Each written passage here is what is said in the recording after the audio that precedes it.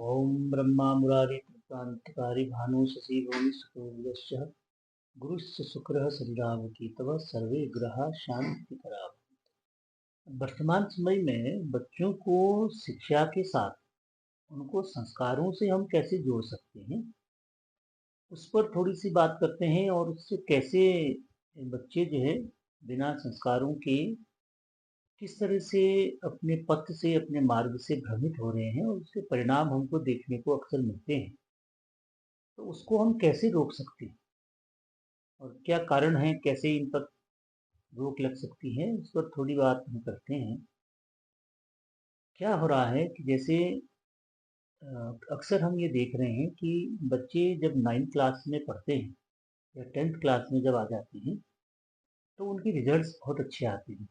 लेकिन जैसे ही वो बच्चा उसके आगे की कक्षाओं में जाता है, 11th में जा रहा है, 12th में जा रहा है, या फिर 12th के बाद वो किसी चीज़ की तैयारी करता है, या कोई बच्चे बाहर पढ़ने के लिए जा रहे हैं जिसकी अक्सर हम न्यूज़पेपर्स में कई घटनाओं के बारे में सुनते हैं, तो वहाँ जाकर के अपनी दिशा से थोड़ा-सा भ्रमित हो जाता है। तो ऐसा क्यों हो रहा है? मतलब कहाँ पर उसको इस चीज़ की समझ नहीं आ रही है कि हम क्या करने के लिए आए हैं या हमारा उद्देश्य क्या है, और वो मार्ग की उस अपने मार्ग से भ्रमित कैसे हो जा रहा है। एक चीज़ बड़ी आजकल कॉमन सुनने में ये मिलती है, बच्चों के स्तर से भी ये देखने को मिलता है कि बच्चों में एक बड़ा फैशन जैसा चल गया है कि डेट करना। मतलब ये हम तो अपने समय में कभी सुनते नहीं थे इस बात को जब पढ़ाई करते थे। तो ये जब बच्चा आपका तैयारी करने के लिए कहीं बाहर गया हुआ है और वो इस तरह की चीज़ों में इन्वॉल्व हो जाता है, तो कई बार यही इस तरह की घटनाएँ जो हैं वो बड़ी हानिकारक हो रही हैं।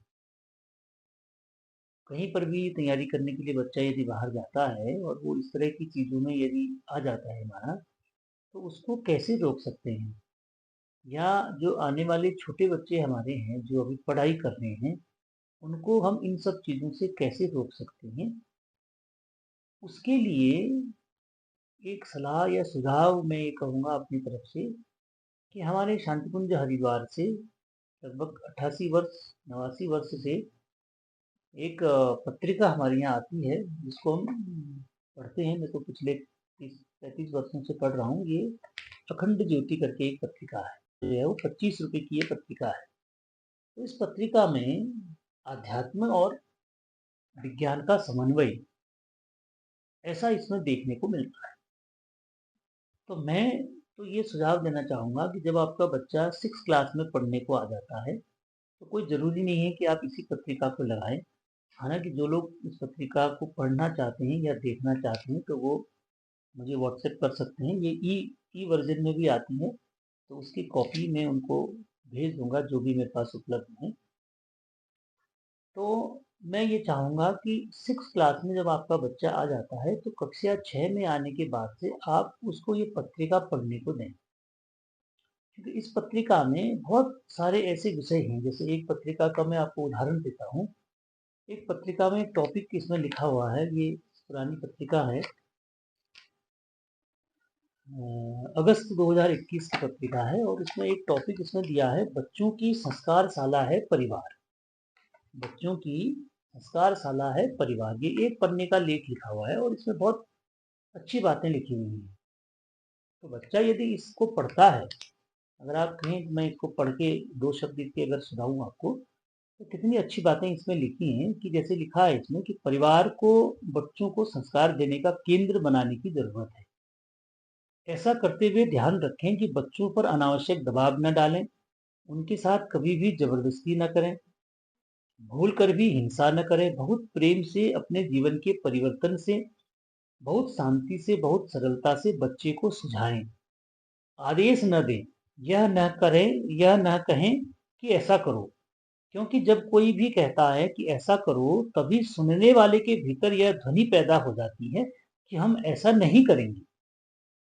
है ना? हम कई बार ये डाँट डपट करके अपने बच्चे को कहते हैं, तो उसके लिए किसने अच्छे तरीके से इसमें लिखा गया है कि आपको किस तरीके से अपने बच्चे को आदेशित करना है। फिर आगे लिखते हैं इसमें कि यह बिल्कुल सहज और स्वाभाविक है, इसलिए उससे यह मत कहो कि ऐसा करो, बल्कि उससे कहो कि मैंने ऐसा किया तो मुझे बहुत आनंद आया, अगर आपको आनंद की प्राप्ति करनी है या आपको आनंद पाना है तो आप भी ऐसा करके देखें।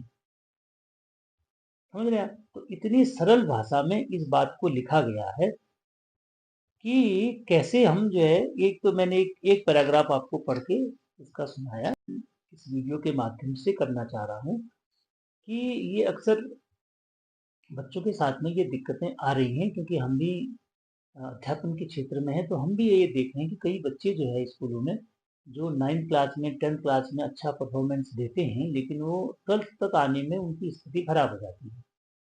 और फिर वही जब आगे को और आगे को जाते हैं तो वो कई चीज़ें फिर और अच्छी नहीं कर रहे हैं।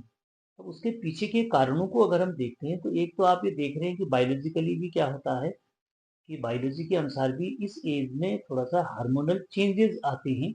लड़का हो या लड़की हो, दोनों में हार्मोन्स की चेंजेस होते हैं, हार्मोन्स बनते हैं शरीर में ज़्यादा, तो उसकी वजह से तो उनमें किस तरह से नियंत्रण करना चाहिए और उनमें नियंत्रित करते हुए अपने मार्ग से अपने को भ्रमित नहीं करना है, वो सारा ज्ञान ये पुस्तक इस प्रकार की देती है। तो इस पुस्तक को, अब ऐसा तो नहीं है कि ठीक 12वीं क्लास में जाने के बाद आप पुस्तक पढ़ने को देंगे तो तब उस बच्चे को कुछ ज्ञान मिलेगा।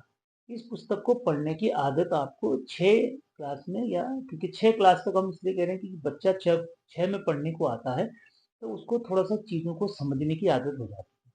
थोड़ा एक ज़िम्मेदारी का भाव आ जाता है। देखिए आध्यात्म क्या है जो हमको समझ में आया, आध्यात्म अपनी ज़िम्मेदारी का भाव दिलाता है।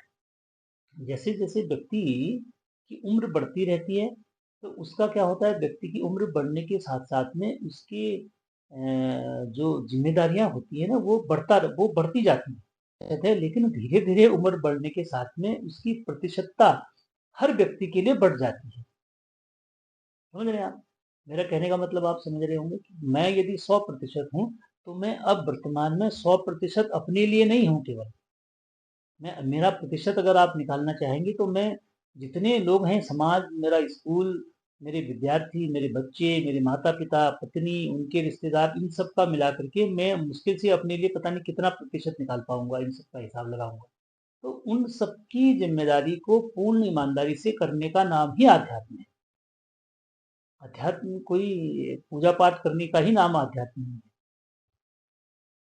हमारी समझ में तो यही अध्यात्म आया कि अध्यात्म का मतलब है कि आदमी समाज में रह करके आपके साथ जितने संबंध आपके बनते हैं लोगों से, समाज को लेकर के, प्रदेश को लेकर के, देश को लेकर के, अपने परिवार से लेकर के बाहर जहाँ तक आप जुड़े हुए हैं, उनसे लेकर के आपके जितने संबंध बनते हैं लोगों से, उनको आप, उनके प्रति आपकी जो भी संभावनाएँ बनती हैं, जो भी कर्तव्य बनता है, उसको आप ईमानदारी से यदि निभा लेते हैं, तो यही आध्यात्म है।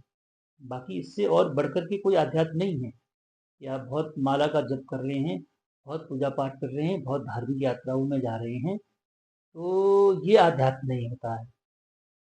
तो ये अध्यात्म का ज्ञान बच्चे को होना भी ज़रूरी है। यदि आपका बच्चा आपके घर से दूर कहीं पढ़ाई करने के लिए गया है, तैयारी करने के लिए गया है, और उसके मन में यदि ये भाव आता है वहाँ जाकर के कि मैं यहाँ घर से दूर पढ़ने के लिए आया हूँ, माता-पिता की ने मुझे यहाँ खर्चा दिया हुआ है और मुझे ईमानदारी से अपनी तैयारी करनी है। मुझे अपना जो समय है, अपना पैसा है, वो व्यर्थ में नहीं गँवाना है कि मैं कहीं पिक्चर देखने जा रहा हूँ, कहीं मैं डेट करने जा रहा हूँ, कहीं मैं फालतू शॉपिंग मॉल्स में घूम रहा हूँ, है ना? इससे, क्योंकि माँ-बाप तो घर में भी कहीं दूर बैठे हुए हैं, बच्चा अकेले कोचिंग सेंटर्स में गया हुआ है। तो उसके अंदर में यदि ये ज़िम्मेदारी का भाव है, तो आपका बच्चा आध्यात्मिक है। फिर मान के चलिए कि आपका बच्चा कैसा आध्यात्मिक है, आपने उसको संस्कार दिए हुए हैं। आपके बच्चे के अंदर में संस्कार हैं, अगर आपके भाव उस बच्चे के अंदर में ये भाव हैं, तो आपका बच्चा आध्यात्मिक है, आपने उसको अच्छे संस्कार दिए हुए हैं। ठीक, ये बात। तो ये चीज़ें कहाँ से आती हैं? ये अब क्योंकि हमारी शिक्षा प्रणाली में तो ये बात कहीं पर है ही नहीं, ये तो कहीं पढ़ने-सिखाने को हमें मिलता ही नहीं है कि हम ये बात सिखाएँ, पढ़ाएँ। कोर्स में कहीं पर नहीं है, आप अनावश्यक कहीं पर पढ़ाते हैं तो बात अलग है। अदरवाइज़ कोर्स में ये सब चीज़ें कहीं पर भी मेंशन नहीं होती हैं। तो आध्यात्मिक होना बच्चे को इसलिए ज़रूरी है कि बच्चे को वो उसकी कर्तव्य निष्ठा का बोध कराता है, उसकी ज़िम्मेदारियों का एहसास कराता है, और प्रत्येक के प्रति ईमानदार रहने की भावना को जागृत करता है। यही आध्यात्म है और इसी आध्यात्म को जगाने का काम हमारी ये पत्रिका जो है वो करती है। आप चाहें तो इस पत्रिका को अपने घर में पढ़ सकते हैं, अपने बच्चों के लिए लगा सकते हैं, घर में आप सब्सक्राइब करा सकते हैं। अगर किसी को चाहिए तो व्हाट्सएप के माध्यम से भी हमसे संपर्क करके इसको मंगा सकते हैं। इसको आप कक्षा 6 में पढ़ने वाले बच्चे को दे सकते हैं पढ़ने के लिए। आप पढ़ें, इसका मनन करें, उस बच्चे को आध्यात्म के बारे में वैज्ञानिक चेतना के आधार पर इसमें ज्ञान मिलेगा। इसमें जो भी इसमें लिखा जाता है, वो वैज्ञानिक आधार पर लिखा जाता है। ये वैज्ञानिक आध्यात्मवाद की पत्रिका पत्रिका है। एक तरह से कहें तो अध्यात्मवाद का रिसर्च जर्नल है ये, शोध पत्रिका है। ये कोई ऐसा वैसी पत्रिका नहीं है कि बाजार में मिलने वाली कोई पत्रिका है। ये एक प्रकार का और स्पेशली जो है वो गायत्री मंत्र पर और गायत्री माता पर एक प्रकार की शोध पत्रिका है। उसी से संबंधित सारी बातें इसमें लिखी हुई हैं। तो इस पत्रिका को आप पढ़ सकते हैं बच्चे के लिए। ये बहुत अच्छी पत्रिका मुझे लगती है। इसके अलावा भी आप कोई पढ़ सकते हैं, ज़रूरी नहीं है कि मैं ये कह रहा हूँ तो आप इसी पत्रिका को पढ़ेंगे। इसके अलावा भी कोई और पत्रिका पढ़ सकते हैं, लगा सकते हैं। लेकिन ये मुझे लगता है कि वर्तमान परिस्थितियाँ जैसी बच्चों के लिए बन रही हैं, हमारे बच्चे जब आगे जा कर के जिस तरह से काम कर रहे हैं, उनके लिए आध्यात्मिक होना बहुत ज़रूरी है।